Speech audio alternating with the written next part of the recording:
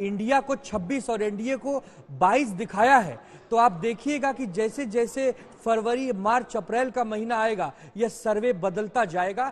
मैं हूं यासर मलिक। और जिसके खिलाफ आप लड़ रहे थे कि जो देश के खिलाफ हैं, सांप्रदायिकता फैला रहे हैं, देश तोड़ने की बात कर रहे हैं, आप उन्हीं के साथ वापस चले जाते हैं। यह भारत की राजनीति में आज तक पहले कभी हुआ ही नहीं।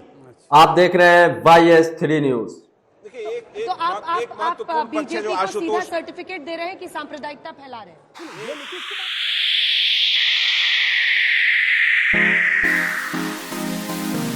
लोकसभा इलेक्शन 2024 नजदीक आ रहे हैं। आज तक पर हुआ एक पहला सर्वे लोकसभा चुनाव 2024 का, जिसमें राज्यों के हिसाब से सीटों का जो है सर्वे किया गया है, किसको कितने वोट मिल रहे हैं। नीतीश कुमार के पलट जाने से क्या इंडिया गठबंधन को बिहार में नुकसान होगा, और कहां पर किसको नुकसान हो रहा है, क्या बीजेपी को नुकसान हो रहा है या इंडिया गठबंधन को नुकसान हो रहा है। इंडिया गठबंधन के आपस के मतभेद क्या इंडिया गठबंधन को नुकसान दे रहे हैं, इन्हीं बातों पर सर्वे किया है आज तक ने, क्योंकि सर्वे के अनुसार बीजेपी को भारी नुकसान झेलना पड़ रहा है। प्रधानमंत्री नरेंद्र मोदी ने अभी अपने एक बयान में यह कहा था कि हम 370 प्लस सीटें लेकर आएंगे, लेकिन सर्वे कुछ और दिखा रहा है। जो पहला सर्वे लोकसभा चुनाव 2024 का हुआ है, उसमें प्रधानमंत्री के इस दावे को बिल्कुल खारिज कर दिया है। आइए जानते हैं सर्वे में कहां पर किसको कितनी सीट मिल रही। क्या इंडिया गठबंधन इस बार बाजी मार कर ले जाएगा, या फिर से प्रधानमंत्री नरेंद्र मोदी सर्वे के अनुसार प्रधानमंत्री बनने के लिए तैयार है।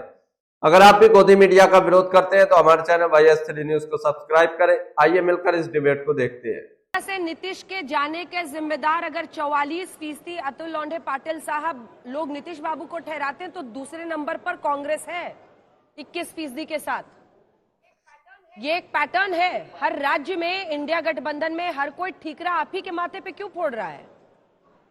बराबर है, जो घर का बड़ा भाई होता है उसी को जिम्मेदार पकड़ा जाता है। यानी कम से कम हमें जिम्मेदार तो समझते हैं, गैर जिम्मेदाराना तो हम बयान नहीं करते हैं, कम से कम झूठ तो नहीं बोलते हैं, जुमला तो नहीं देते हैं। मैं तो साधुवाद आपको भी देना चाहूंगा कि आपके जैसे पत्रकारिता करनी चाहिए। मैं तो देखिए, देश के जो मुखिया है वो तो सिर्फ जुमले देते हैं और झूठ बोलते हैं, तो ये झूठापन तो सामने आता है। और मुस्लिम लीग की इन्होंने बात की, इनको बताता हूँ मैं, नागपुर में मुस्लिम लीग के साथ इनका अलायंस है, मुस्लिम लीग का नगर सेवक के साथ इनका अलायंस है, गडकरी जी ने किया है। इन्होंने कर्नाटक में मुस्लिम लीग के साथ अलायंस किया है। तो ये दूसरों को बोलने से पहले अपने गिरेबान में झांक कर देखे कि क्या करते हैं। हमारे लिए तो मुस्लिम लीग और बीजेपी दोनों भी जो है वो सांप्रदायिक पार्टियां है और रहेगी, तो ये बात तय है। अभी इन्होंने महाराष्ट्र के बारे में बताया कि इनको मैंडेट मिला था, बिल्कुल आपको मैंडेट मिला था, लेकिन आपने झूठ कहा था, इसलिए शिवसेना आपसे दूर हो गई। लेकिन 2019 के बाद जितने चुनाव हुए, आप नागपुर में ग्रेजुएट कॉन्स्टिट्यूंसी हारे, नागपुर में आपके देवेंद्र फडणवीस है और गडकरी जी दोनों है। नागपुर में आप जिला पंचायत पूरी तरह से कांग्रेस को हारे, कांग्रेस ने एक हाथ से जीता। फिर नागपुर में टीचर्स कॉन्स्टिट्यूंसी के चुनाव हुए, टीचर लोगों ने आपको हराया, यानी ग्रेजुएट लोगों ने आपको हराया, टीचर लोगों ने आपको हराया। फिर विदर्भ में चुनाव अमरावती और अकोला कॉन्स्टिट्यूंसी में हुआ, ग्रेजुएट कॉन्स्टिट्यूंसी का चुनाव, वो धीरज लिंगाडे जी हम जीत गए। आपके sitting minister doctor Ranjit Patil हारे, बुरी तरह हारे।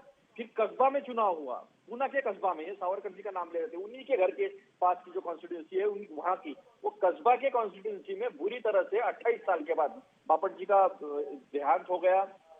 बड़ा दुख की बात है। लेकिन उसके बाद जो बाई इलेक्शन हुआ, वो बाई इलेक्शन में हारे, और अभी इतनी बड़ी बात कर रहे हैं कि हिम्मत नहीं हो रही चुनाव लेने की।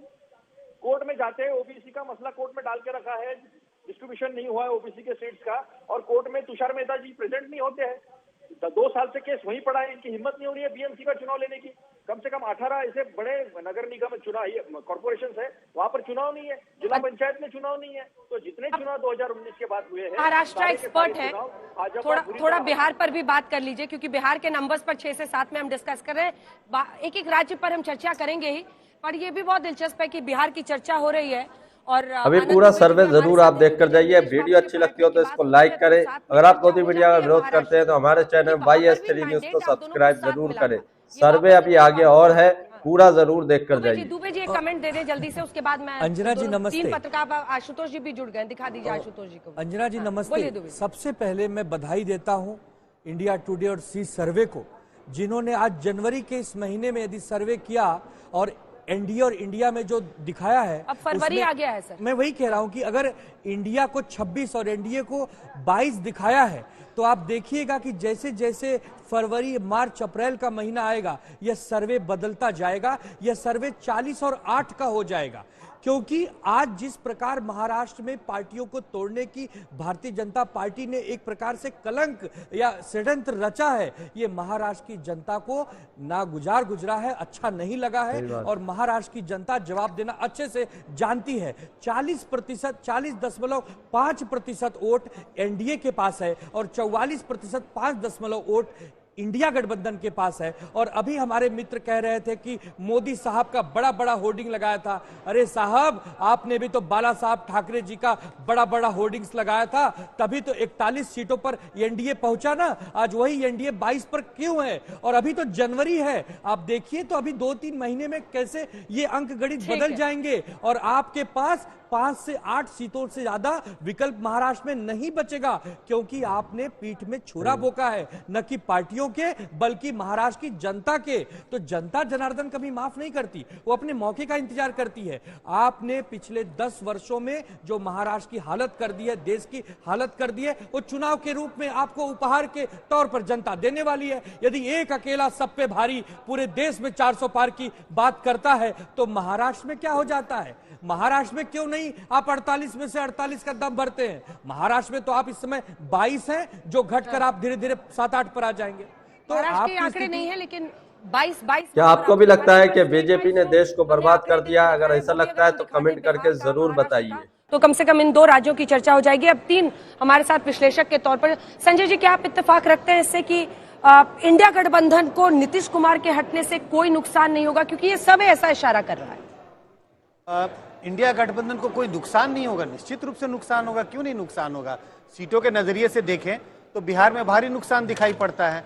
अगर परसेप्शन के हिसाब से देखें और वो राष्ट्रीय स्तर पर देखें तब भी नुकसान है, क्योंकि जिस व्यक्ति ने इंडिया गठबंधन को बनाने की कोशिश की, जो उसका सूत्रधार था, वही अगर गठबंधन को छोड़ के चला जाए तो जनता के नजर में एक नजरिया बनता है कि यह गठबंधन एक तरह से कायम नहीं है। तो दोनों तरह से मैं नुकसान देखता हूं, सीटों के नजरिए से बिहार में नुकसान और परसेप्शन के नजरिए से पूरे देश में नुकसान। कि पत्रकारिता से राजनेता, राजनेता से पत्रकारिता, ये मैं उसको पलटी मारने की श्रेणी में नहीं रखता, मैं व्यक्तिगत नहीं होना चाहता हूं। परंतु बताइए, कांग्रेस कहती थी डीएमके ने राजीव गांधी की हत्या की, आज उनके साथ बैठी है।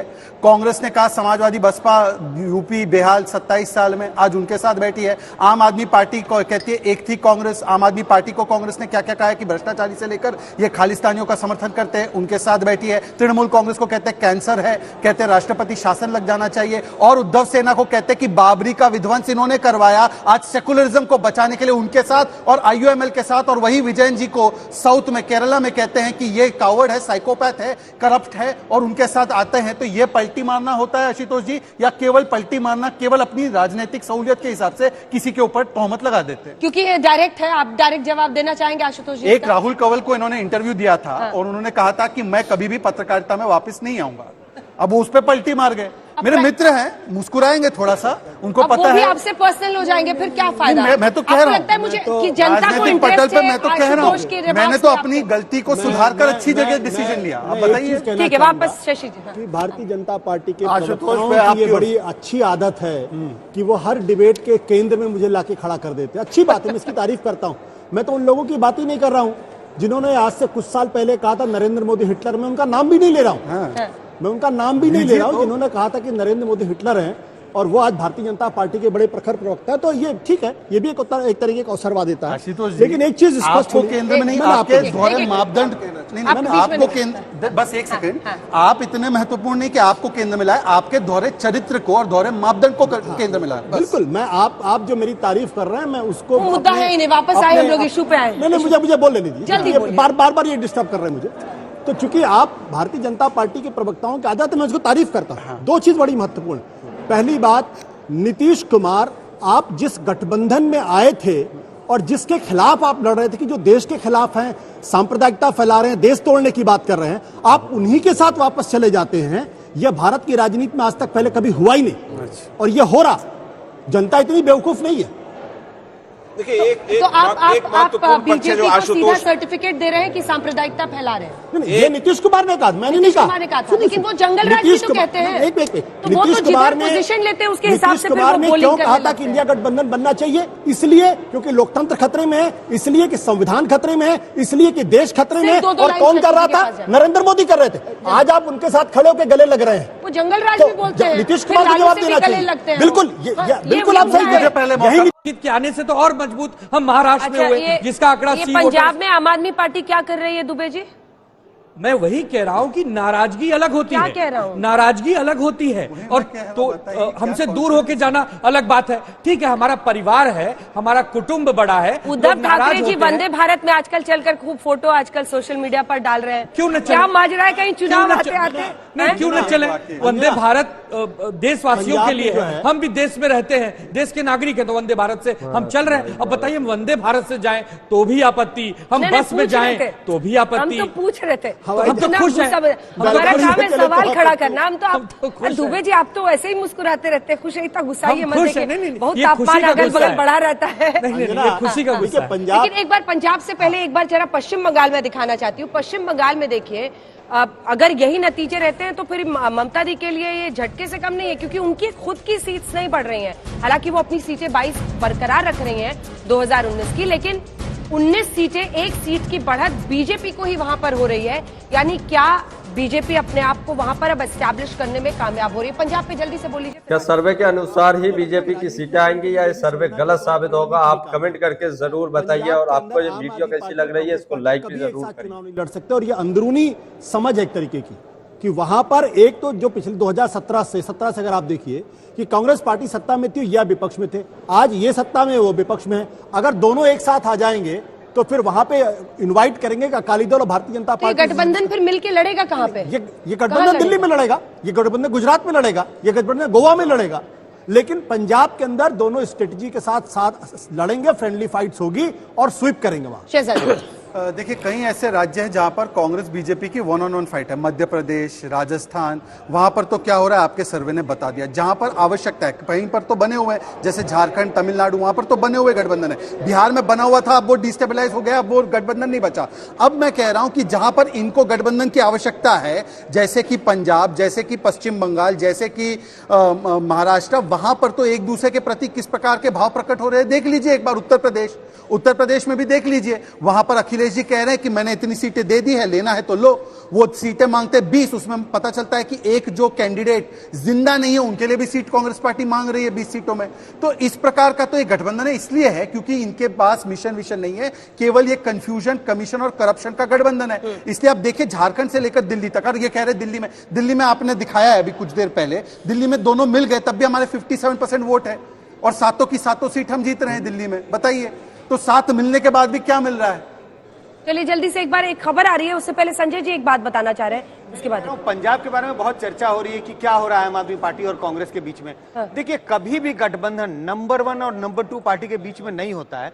शायद हम बहुत ज्यादा उस पर चर्चा करते हैं कि दोनों में झगड़े हो रहे हैं, ऐसा किसी भी राज्य में जब होगा नंबर 1 और नंबर 2 में गठबंधन होना असंभव है। शायद एक्सपेक्टेशन ज्यादा हो रही है कि दोनों एक तरह से अलायंस कर लें। तो दोस्तों, आपने ये वीडियो देखी, आपने ये पूरा सर्वे देखा, कहां पर किसको कितनी सीटें मिल रही हैं। 2024 लोकसभा चुनाव का पहला सर्वे जो आज तक पर हुआ है, इसमें अभी भी बीजेपी को भारी बहुमत के साथ जीतता हुआ दिखाया जा रहा है। क्योंकि ये गोदी मीडिया का सर्वे है तो इसमें खासतौर पर बीजेपी को जीतता हुआ ही दिखाया जाएगा। इंडिया गठबंधन को भी काफी नुकसान झेलना पड़ रहा है। इंडिया गठबंधन में खुद मतभेद हो रहे हैं, जिन जिन राज्यों में वहां पर भारी नुकसान इंडिया गठबंधन को हो सकता है। बिहार में नीतीश कुमार के बीजेपी में शामिल हो जाने से, और इस पर भी जनता से सवाल पूछे गए थे, तो क्या नीतीश कुमार के पलट जाने से इंडिया गठबंधन को बिहार में नुकसान होगा, तो वहां पर भी लोगों ने ज्यादातर हाँ ही में जवाब दिया है। लेकिन ज्यादा फर्क नहीं है कि नीतीश कुमार के इंडिया गठबंधन से हट जाने से इंडिया गठबंधन को नुकसान होगा या नहीं, कुछ ही फासला है। लेकिन अब तो ये पहला सर्वे था, इसमें जो है 370 जो प्रधानमंत्री ने बोला था उस पर तो नहीं गया ये सर्वे, लेकिन बीजेपी की सरकार बनती हुई दिखाई दे रही है। आप लोग इस सर्वे के बारे में क्या कहते हैं? अपनी राय कमेंट बॉक्स में जरूर दीजिए। क्या चुनाव आते आते ये सर्वे गलत साबित होगा या इसी सर्वे के आधार पर फिर से सरकार बीजेपी की बनने जा रही है? आप लोग अपना कमेंट जरूर देकर जाइए। अगर आप भी गोदी मीडिया का विरोध करते हैं तो हमारे चैनल YS3 न्यूज को सब्सक्राइब करें।